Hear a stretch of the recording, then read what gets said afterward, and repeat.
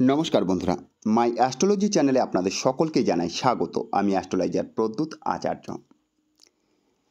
আজ প্রায় 2 মাস পরে নিজের ব্যস্ততা কাটিয়ে আপনাদের জন্য হাতের রেখার সম্বন্ধে নতুন একটি টপিক নিয়ে নতুন ভিডিও উপস্থাপন করছি। গত 2 মাসের মধ্যে আমি ইউটিউব, ফেসবুকে কোনো ভিডিও আপলোড করতে পারিনি, কারণ বিভিন্ন কাজে বিভিন্নভাবে আমি ব্যস্ত ছিলাম। আশা করা যায় এখন থেকে প্রতি সপ্তাহে 2-1টা ভিডিও আমি আপলোড করতে পারবো।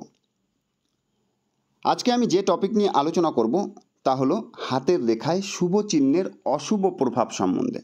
অর্থাৎ আমরা প্রত্যেকেই জানি হাতের রেখায় শুভ চিহ্ন থাকলে শুভ ফল পাওয়া যায়, অশুভ চিহ্নের কারণে অশুভ ফল প্রাপ্তি হয়। কিন্তু কিছু ব্যতিক্রমও হয়। যেমন ভাগ্যরেখা নিয়েই আলোচনা করা যায়। জ্যোতিষশাস্ত্র বলে ভাগ্যরেখা থাকে ভাগ্যবান মানুষের হাতে। যার হাতে সুন্দর সুগঠিত একটি ভাগ্যরেখা দেখা যায় সে অত্যন্ত ভাগ্যবান মানুষ।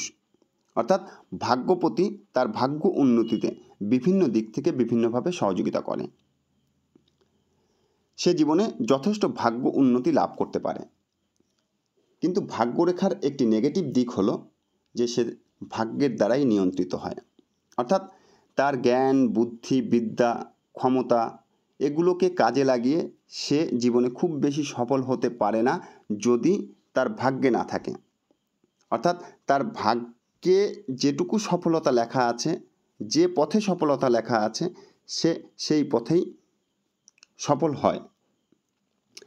এই ভাগ্যরেখা যদি সুন্দর সুগঠিত হয় সেটা তো ভালো, কিন্তু ভাগ্যরেখা যদি ভগ্ন হয়, টুকরো টুকরো রেখার দ্বারা সৃষ্টি হয়, তার জীবনে যথেষ্ট পরিশ্রম করতে হয়। ভাগ্যে অত্যন্ত উত্থান পত্তন আসে, কখনো ভালো কখনো মন্দ, এবং তাকে প্রচুর পরিশ্রম করার পরেই কিন্তু ভাগ্য উন্নতি সে দেখতে পায়। দেখুন, অনেক মানুষের হাতে বেশ দীর্ঘ ভাগ্যরেখা দেখা যায়, হাতের নিচ থেকে প্রায় শনির ক্ষেত্র পর্যন্ত। তো আমি যত মানুষের হাতে দীর্ঘ ভাগ্যরেখা দেখেছি তারা বেশিরভাগ মানুষই কিন্তু দারিদ্রতা ভোগ করছে। কারণ ভাগ্যরেখা যখন বড় হয় তখন কিন্তু সেটা পীড়িত হওয়ার সম্ভাবনা অনেক বেশি থাকে। আর ভাগ্যরেখা পীড়িত হলে তার ভাগ্য উন্নতিতে ব্যাপকভাবে বাধার সৃষ্টি হয়। যেমন ভাগ্যরেখা বড় হলে যে কোনো এরো রেখা ভাগ্যরেখাকে কেটে দিতে পারে। বিশেষ করে রাহু রেখার দ্বারা কাটার সম্ভাবনা অনেক বেশি থাকে। সূক্ষ্ম সূক্ষ্ম রাহু রেখা এখান থেকে বেরিয়ে ভাগ্যরেখাকে স্পর্শ করে বা ভাগ্যরেখাকে কেটে দেয়। তো তার হাতে দীর্ঘ ভাগ্যরেখা থাকা সত্ত্বেও কিন্তু সে জীবনে আর্থিকভাবে সচ্ছল হতে পারে না। তো ভাগ্যরেখা একটি শুভ চিহ্ন, এটাই তার অশুভ দিক। শনির ক্ষেত্রকে ভাগ্যের ক্ষেত্র বলা হয়। শনিকে বলা হয় কর্মফলদাতা বা ভাগ্যপতি, কারণ শনিদেব মানুষকে কর্ম অনুযায়ী ফল প্রদান করে। এই শনির ক্ষেত্র খুব বেশি উঁচু হলে, বেশ মাংসালো হলে সেটা কিন্তু নেগেটিভ ফল প্রদান করে। সেক্ষেত্রে মানুষ একটু অহংকারী বা অত্যাচারী প্রকৃতির হতে পারে। অর্থাৎ সে সাধারণ মানুষের প্রতি অত্যাচার করতে পারে বা সাধারণ মানুষকে হীন মানসিকতার সাথে দেখতে পারে। তো শনির ক্ষেত্র খুব বেশি উঁচু হওয়া ভালো না, আবার খুব বেশি ডাউন থাকলেও সেক্ষেত্রে তার জীবনে কিন্তু দারিদ্রতা বা বিভিন্ন দিক থেকে বিভিন্ন ধরনের সমস্যার আগমন হয়। তো শনির ক্ষেত্র হালকা ডাউন এবং সেখানে যদি হালকা একটি শনি রেখা দেখা যায় বা ভাগ্যরেখা থাকে, এটা কিন্তু অত্যন্ত শুভ। কিন্তু ভাগ্যরেখার নেগেটিভ দিক একটাই, সে ভাগ্যের দ্বারা নিয়ন্ত্রিত হয়। তো শনির ক্ষেত্র খুব বেশি উঁচু হলে মানুষকে নেগেটিভ পথে নিয়ে যায়। এটা শনির নেগেটিভ দিক বা শুভ চিহ্নের নেগেটিভ দিক। এরপরে রবির ক্ষেত্র। দেখুন, রবিকে বলা হয় মান, যশ, প্রতিষ্ঠার কারক। রবির ক্ষেত্র যদি সুন্দর সুগঠিত হয় তাহলে সে জীবনে যথেষ্ট মান সম্মানের অধিকারী হয়, তার মধ্যে আত্মসম্মানবোধ যথেষ্ট বেশি থাকে। আর সেখানে যদি একটি সুন্দর রবি রেখা দেখা যায়, সে আত্মসম্মান নিয়ে দীর্ঘ জীবনযাপন করতে পারে। রবির আঙুল যদি এককভাবে দাঁড়িয়ে থাকে তাদের মধ্যে আত্মসম্মানবোধ থাকার পাশাপাশি কিছুটা শিল্পী সুলভ মানসিকতাও থাকে। আবার রবির আঙুল যদি তর্জনী আঙুলের থেকে দীর্ঘ হয়, এই হলো তর্জনী আঙুল আর এই হলো রবির আঙুল। এই তর্জনী আঙুলের থেকে যদি রবির আঙুল অনেকটা দীর্ঘ হয়, তাদের মধ্যে কিন্তু আত্মসম্মান বোধ অত্যন্ত বেশি পরিমাণে দেখা যায়। আর এটা কিন্তু রবির একটা নেগেটিভ দিক, কারণ তারা অর্থের চাইতেও নিজের মান যশ প্রতিষ্ঠার মূল্য বেশি দেয়। অর্থাৎ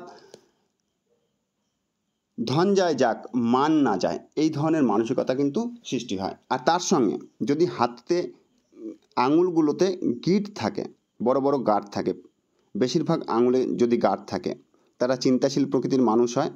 আর তার সঙ্গে যদি রবির ক্ষেত্র বা রবির আঙুল বেশ দীর্ঘ প্রকৃতির হয়, তাহলে তারা কিন্তু নিজের ক্ষতি করেও অন্যের উপকার করার চেষ্টা করে। যোগী মুনি ঋষিদের এই ধরনের আঙুল দেখা যায়, অর্থাৎ গাঁটযুক্ত রবির আঙুল বড়। কবি সাহিত্যিক এদেরও কিন্তু এই ধরনের আঙুল দেখা যায়। এরা শুধু নিজের নামের চিন্তা করে, ধনের চিন্তা কখনো করে না। এটা কিন্তু রবির একটি নেগেটিভ দিক। হাতে রবি রেখা, দেখুন রবিকে বলা হয় বিজ্ঞানের কারক। রবি হলো আলো। হাতে সুন্দর যদি একটি রবি রেখা দেখা যায়, তার জীবন অন্ধকার থেকে অবশ্যই আলোর দিকে ধাবিত হবে। অর্থাৎ সে তার জীবনে যতই পরিশ্রম করুক না কেন, যতই সংঘর্ষ আসুক না কেন, সে কিন্তু এক না এক সময় অবশ্যই ভালো জায়গায় পৌঁছতে পারবে মান সম্মানের সাথে। কিন্তু রবি রেখা যদি বেশ দীর্ঘ হয় ভাগ্যরেখার মতো, সেটাও কিন্তু নেগেটিভ ফল প্রদান করে। কারণ যখনই কোনো রেখা দীর্ঘ হয়, সেটা পীড়িত হওয়ার সম্ভাবনা অনেক বেশি বেড়ে যায়। কোনো এরো রেখার দ্বারা রবি রেখা কেটে যায়। আবার কখনো কখনো দেখা যায় নিম্নগামী রবি রেখা, অর্থাৎ উপর দিকটা বেশ মোটা, নিচের দিকে, আর সে কিন্তু নিম্ন দিকেই ধাবিত হয়। অর্থাৎ সে তার মান যশ প্রতিষ্ঠা প্রাপ্তির জন্য বিভিন্ন অসৎ কর্মও করে থাকে, বা লটারি, জুয়া, স্যাট্টা ইত্যাদির মাধ্যমেও নিজে ধনী হওয়ার চেষ্টা করে, তার মাধ্যমেও সম্মান প্রাপ্তির চেষ্টা করে ধনী হয়ে। কিন্তু আসলে তার মান যশ প্রতিষ্ঠা সব নিম্নগামী হয়, মাটির সঙ্গে মিশে যায়। তাকে মানুষ আর ভালো চোখে দেখে না। তো দীর্ঘ রবিরেখাও একটি নেগেটিভ সংকেত ইঙ্গিত করে। কিন্তু এই রবিরেখা যদি আবার সুন্দর সুগঠিত ঊর্ধ্বমুখী হয়, অর্থাৎ গোড়ার দিকটা বেশ চওড়া ধরনের, উপর দিকটা সরু, গোড়ার দিকটা খুব বেশি চওড়া নয়, অর্থাৎ আপনারা দেখে বুঝতে পারবেন ঊর্ধ্বগামী রবিরেখা না নিম্নগামী রবিরেখা। ভাগ্যরেখার ক্ষেত্রেও কিন্তু একই সূত্র প্রযোজ্য। দীর্ঘ ভাগ্যরেখা অনেক সময় নিম্নগামীও হয়, তাই তাদের কিন্তু আর্থিক অবস্থা কখনো ভালো হয় না। আর ঠিক দীর্ঘ রবিরেখা অনেক সময় নিম্নগামীও হয়। তাদের মান যশ প্রতিষ্ঠা তারা অর্জন করার চেষ্টা করে, কিন্তু কখনোই তারা সম্মানিত বা সম্মান প্রাপ্তি করতে পারে না নিম্নগামী রবিরেখা থাকলে। তো এটা একটি শুভ চিহ্ন যে সুন্দর একটি রবিরেখা রয়েছে, কিন্তু অশুভ ফল প্রদান করে থাকে। এরপরে বৃহস্পতির ক্ষেত্র। বৃহস্পতিকে বলা হয় মান যশ প্রতিষ্ঠার সাথে সাথে, রবি থেকে মান যশ প্রতিষ্ঠা বিচার বিশ্লেষণ করা হয়। বৃহস্পতি কিন্তু মানুষকে উচ্চ আকাঙ্ক্ষা প্রদান করে। বৃহস্পতি ধনের কারক। বৃহস্পতিকে বলা হয় দেবগুরু। যদি কারো হাতে বৃহস্পতি খুব শক্তিশালী হয়, তাহলে তারা যথেষ্ট জ্ঞানী প্রকৃতির মানুষ হয়। তার সঙ্গে বৃহস্পতির আঙুলকে অবশ্যই এককভাবে দাঁড়িয়ে থাকতে হবে। যদি বৃহস্পতির ক্ষেত্রে কোনো শুভ চিহ্ন থাকে, দেখুন বৃহস্পতির ক্ষেত্রে শুভ চিহ্ন কী? যদি কোনো ক্রোশ চিহ্ন থাকে, এটাও শুভ। যদি কোনো চতুষ্কোণ চিহ্ন থাকে, এটাও শুভ। যদি তিল চিহ্ন থাকে, দেখুন হাতে তিল চিহ্ন অত্যন্ত নেগেটিভ ফল প্রদান করে, বিশেষ করে কালো তিল। কিন্তু দুটো ক্ষেত্রে তিল অত্যন্ত শুভ ফল প্রদান করে। যেমন সবার প্রথমে হাতের মাঝখানে যদি কোনো তিল থাকে, এটা মানুষকে অত্যন্ত শুভ ফল প্রদান করে। আর বৃহস্পতির ক্ষেত্রে তিল থাকলে এটা অর্থনৈতিক দিক থেকে শুভ ফল প্রদান করে, কিন্তু মানুষের সঙ্গে সম্পর্ক কিছুটা খারাপ করে দিতে পারে বৃহস্পতির ক্ষেত্রে তিল। তো বৃহস্পতির ক্ষেত্রে শুভ চিহ্ন হলো ক্রোশ চিহ্ন, চতুষ্কোণ চিহ্ন, ত্রিভুজ চিহ্ন, বা ঊর্ধ্বমুখী কোনো রেখা যদি আয়ুরেখা মস্তিষ্ক রেখা থেকে বৃহস্পতির ক্ষেত্রের দিকে যায়, এই চিহ্নগুলো বৃহস্পতির ক্ষেত্রে থাকলে অত্যন্ত শুভ ফল প্রদান করে। আর বৃহস্পতির ক্ষেত্রে একটু শক্তিশালী থাকলে তারা অবশ্যই জ্ঞানী হয়।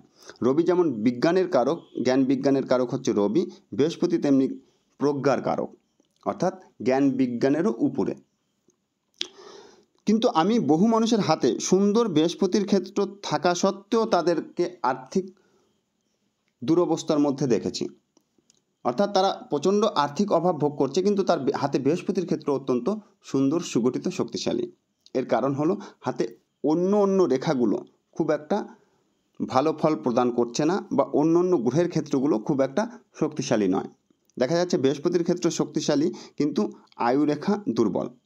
অর্থাৎ ধনের বৈশিষ্ট্য বৃহস্পতি একে দিচ্ছে, কিন্তু তার শারীরিক বৈশিষ্ট্য খুব ভালো না হওয়ার কারণে সে পরিশ্রম করতে পারছে না, বা সে উপার্জন করতে পারছে না। কারণ শারীরিক শক্তি না থাকলে পরিশ্রম করা বা পরিশ্রম করে উপার্জন করবার পথ পাওয়া যায় না। আবার দেখা যায় বৃহস্পতির ক্ষেত্র ভালো, মস্তিষ্ক রেখা ভালো নয়। তো সেক্ষেত্রেও কিন্তু বৃহস্পতি যতটা ফল প্রদান করার কথা সেভাবে ফল প্রদান করতে পারে না। কারণ মস্তিষ্ক রেখা হাতের একমাত্র রেখা, যে রেখা নিজের জ্ঞান বুদ্ধিকে সঠিকভাবে কাজে লাগানোর ক্ষমতা প্রদান করে। অর্থাৎ মস্তিষ্ক রেখা যদি ভালো না থাকে, সেই ব্যক্তিও নিজের জ্ঞান বুদ্ধির দ্বারা জীবনে খুব বেশি উন্নতি করতে পারে না। অর্থাৎ আপনি হয়তো দেখতে পারেন যে অনেক মানুষের হাতে ছোট মস্তিষ্ক রেখা রয়েছে, কিন্তু সেও জীবনে যথেষ্ট উন্নতি করেছে। দেখা যাবে যে তার পিছনে কোনো না কোনো সাপোর্ট আছে। অর্থাৎ কোনো না কোনো মানুষের সহযোগিতা ছাড়া সে জীবনে নিজের ক্ষমতায় উন্নতি করতে পারেনি। আর মস্তিষ্ক রেখাই কিন্তু একমাত্র রেখা যেটা নিজের জ্ঞান বুদ্ধি যেটুকু থাকুক সেটুকুকে সঠিকভাবে কাজে লাগানোর ক্ষমতা প্রদান করে।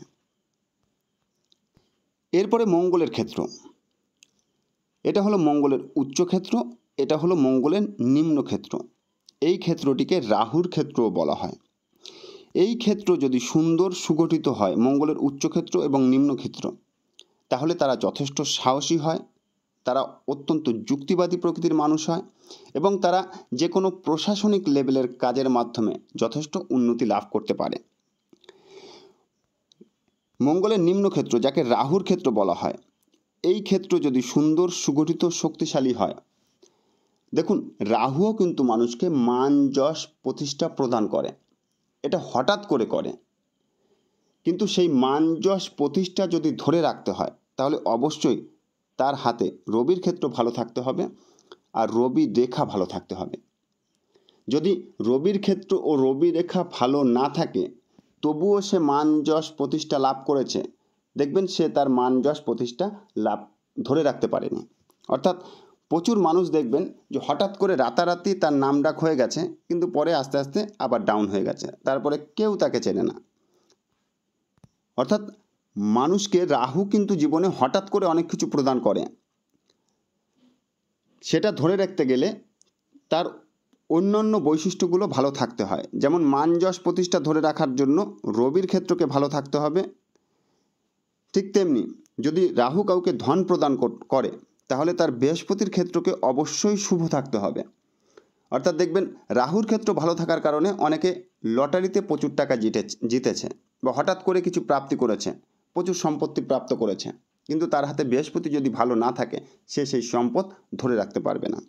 অর্থাৎ প্রত্যেকটা গ্রহ বা প্রত্যেকটা রেখাই কিন্তু একে অপরের সহকারী। কোনো একটি রেখা বা একটি গ্রহ মানুষকে সম্পূর্ণ ফল প্রদান করতে পারে না। যেমন বিবাহ যদি বিচার করতে হয় তাহলে সবার প্রথমে আমাদের বিবাহ রেখা দেখতে হবে। হাতের এইখানে থাকে, বুধের ক্ষেত্রের মধ্যে থাকে বিবাহ রেখা, বুধের ক্ষেত্রে সাইড থেকে উৎপন্ন হয়। শিরোরেখা ও কনিষ্ঠ আঙ্গুলের মাঝামাঝি জায়গায় কখনো দুটো তিনটে দেখা যায়। তো বিবাহ বিচার করতে গেলে বিবাহ রেখার পাশাপাশি শুক্রকে বিবাহ কারক গ্রহ বলা হয়, শুক্রের ক্ষেত্রকে দেখে নিতে হবে। এবং হৃদয় রেখা কিন্তু দাম্পত্য জীবনে অত্যন্ত কার্যকরী ফল প্রদান করে। যদি হাতের হৃদয় রেখা ভালো না থাকে তার দাম্পত্য জীবন কিন্তু খুব একটা ভালো যাবে না। হৃদয় রেখা যদি ভগ্ন হয়, পীড়িত হয়, হৃদয় রেখা থেকে একাধিক নিম্নগামী রেখা থাকে, তাহলেও তার দাম্পত্য জীবন ভালো যাবে না। হৃদয় রেখা ভগ্ন হলে অনেক সময় ডিভোর্স হয়ে যেতে পারে, বা যে কোনো কারণে সেপারেশন চলে আসে। আবার শুক্রের ক্ষেত্রেও যদি কোনো রকম ডিস্টার্ব থাকে, যেমন শুক্রের ক্ষেত্রে অত্যাধিক পরিমাণে জাল চিহ্ন, সেটাও কিন্তু দাম্পত্য জীবনে কিছুটা নেগেটিভ ফল প্রদান করে। আর শুক্রের ক্ষেত্রে খুব বেশি জাল চিহ্ন থাকলে মানুষ অত্যন্ত কামুক হয়, পরকীয়া সম্পর্কেও জড়িয়ে যাওয়ার সম্ভাবনা থাকে। তো যেমনি বিবাহ বিচার করবার জন্য এই রেখাগুলো বিচার বিশ্লেষণ করতে হয়, ঠিক তেমনি চন্দ্রকে মনের কারক গ্রহ বলা হয়। মনের বিচার বিশ্লেষণ করতে গেলে সেক্ষেত্রেও কিন্তু চন্দ্রের পাশাপাশি হৃদয় রেখাকে বিচার করতে হবে, কারণ হৃদয় রেখা হৃদয়ভিত্তিক দিকগুলো নির্দেশ করে। প্রেম প্রীতি, ভালোবাসা, আবেগ, অনুভূতি, মায়া, দয়া, মমতা।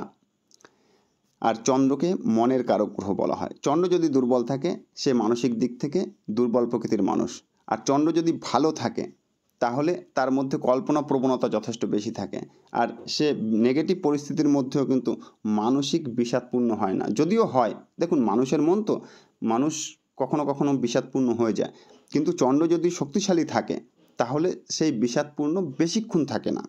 আর চন্দ্র যদি দুর্বল থাকে তাহলে দেখা যায় সেই ব্যক্তি সামান্য কোনো ঘটনার কারণে বছরের পর বছর অবসাদপূর্ণ রয়েছে। তো এইভাবে প্রত্যেকটা গ্রহ আর প্রত্যেকটা রেখা, শাখা রেখা একে অপরের পরিপূরক। তো বন্ধুরা, আজকের ভিডিও এখানেই শেষ করছি, কারণ ভিডিও বেশ দীর্ঘ হয়ে যাচ্ছে। যদি এই ভিডিও আপনাদের ভালো লাগে অবশ্যই লাইক করে, কমেন্ট করে আমাদের জানাবেন, শেয়ার করে অন্যদের জানার সুযোগ করে দেবেন। আর যারা ইউটিউবে আমাদের ভিডিও দেখছেন আমাদের চ্যানেল সাবস্ক্রাইব করে আমাদের সঙ্গে থাকবেন। যারা ফেসবুকে এই ভিডিও দেখছেন আমাদের পেজ ফলো করে আমাদের সঙ্গে থাকবেন। ঈশ্বর আপনাদের সকলের মঙ্গল করুক এই বলে এই অনুষ্ঠান শেষ করছি। নমস্কার।